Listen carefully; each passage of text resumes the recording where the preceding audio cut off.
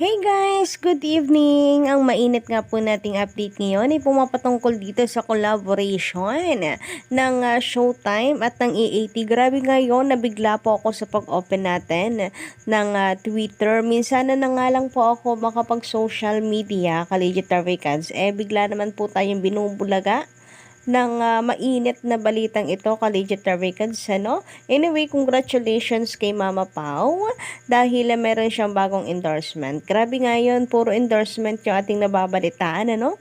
Ang daming blessings ngayon na natatanggap na ating mga Collegiate Tarvicans. So, unang-una, si Miles Ocampo. Grabe nga yun, meron po siyang emoji nation ngayon. And then, sumunod, si Atasha, Collegiate Tarvicans, hindi, si Zombie pala muna, no? Dahil sa kanyang Pedro Penduko, congratulations. So, panoorin po natin yan ka-OG. Sa mga may time po dyan, manood ng MMFF since wala pong entry sila bossing. So, itong kay Zombie, yung supportahan natin bukod kay Alden Richards.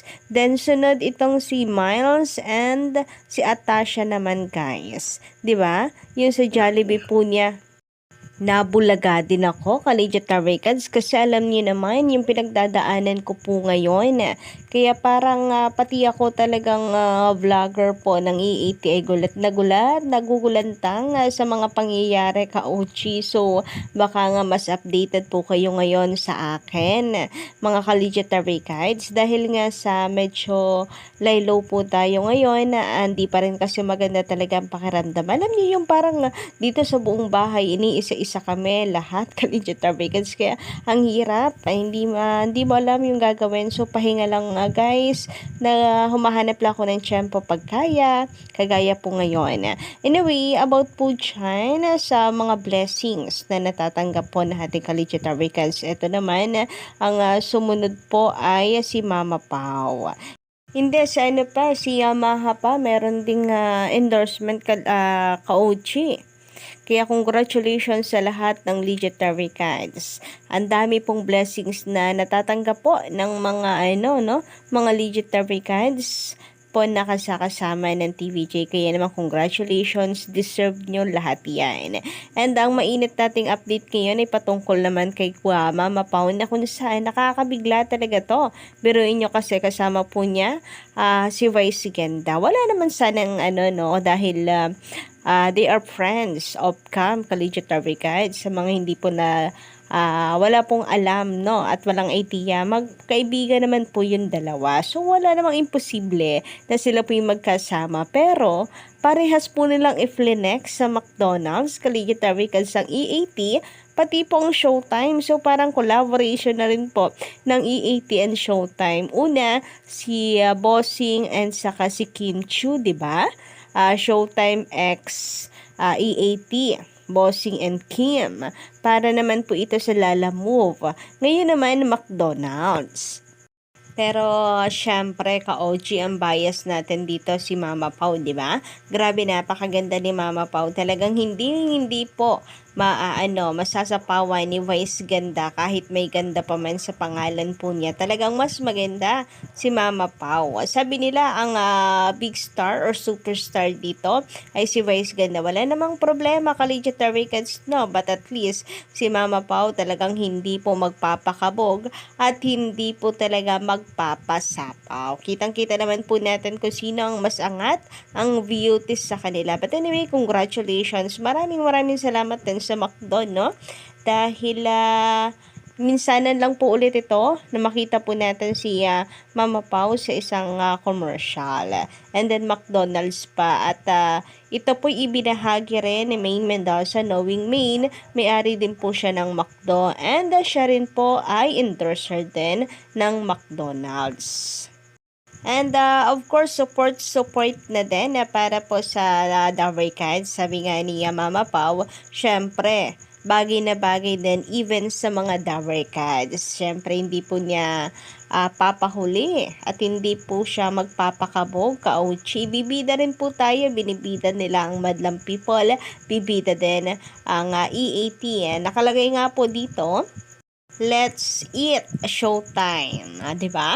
Paolo Ballesteros x Vice Ganda. A very good collaboration, mga collegiate Tarika. Sabi nga po dito ng isang page. Pero E80 rin to, collegiate Tarikans. Ito si Mr. Peace. Minsan dyan di tayo kumukuha ng update sa ratings. So sabi dito mga kapisers at collegiate Tarikans, dishing out Double the Fine. Join Paulo Ballesteros and Mimi Vice Ganda in a mouth-watering McDonald's moment where it meets Showtime. Hashtag E80TV5. Hashtag Digital Vacants. It's Showtime, madlang people. And yun, mainit ang pinag-uusapan ngayon sa social media kasi sino nga ba naman pong mag-aakala no, na meron pong ganitong collaboration para sa E80 and Showtime. Alam naman po natin ang mga panatiko talagang nagsasabong-sabong. Pero at least, 'di ba? Kahit dito man lang sa McDo ay makita po natin na wala pong barrier pa rin sa friendships na mga involved or host sa dalawang Nintem show na nagbabanggaan. Anyway, sabi po dito ni Miss Nora Ravelo, "Hi Miss Gindara, take care of yourself. Thank you so much po Miss Nora.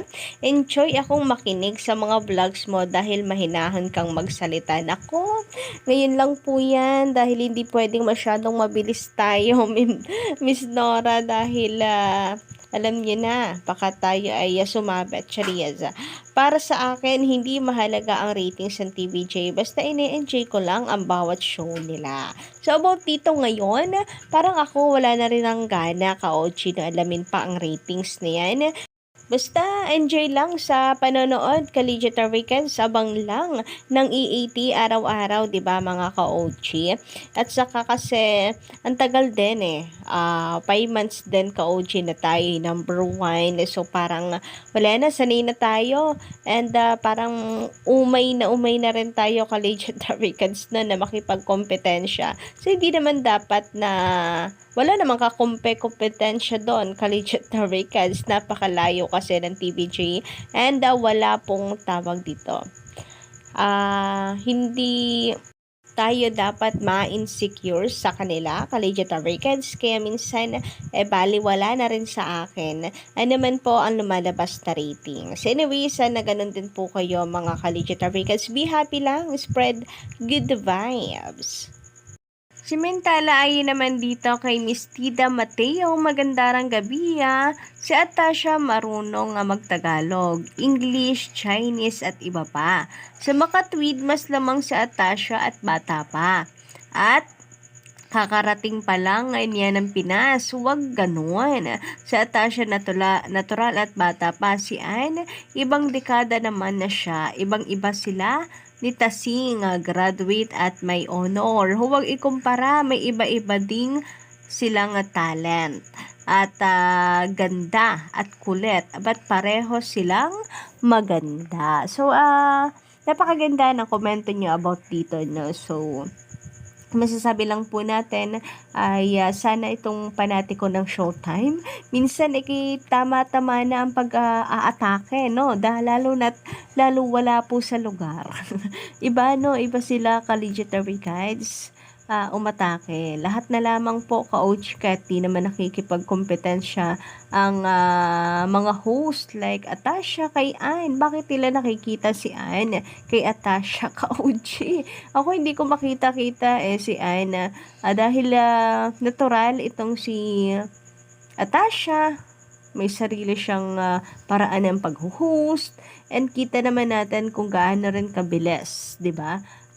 Mag-improve ni Atasha. So, sana tigilan na po nila ito dahil wala po ka-OG Yung OA lang po talaga yung panatiko ng kabila. So, kung papatulin po natin pa, ilalaki lamang po ang issue na wala namang pong kabulu-buluhan ng collegiate Tarikans. At the end of the day, kung meron man po tayong kaaway dito at gustong pabagsakin, siguro yung kabilang noontime show yon, yung inaagaw ang titulo na alam po natin na dapat ay para sa TVJ. And pinapalitan pong pilit ang TVJ na sinasabi nila ay pinagpapatuloy. Hindi naman po tumigil ang TVJ. Period.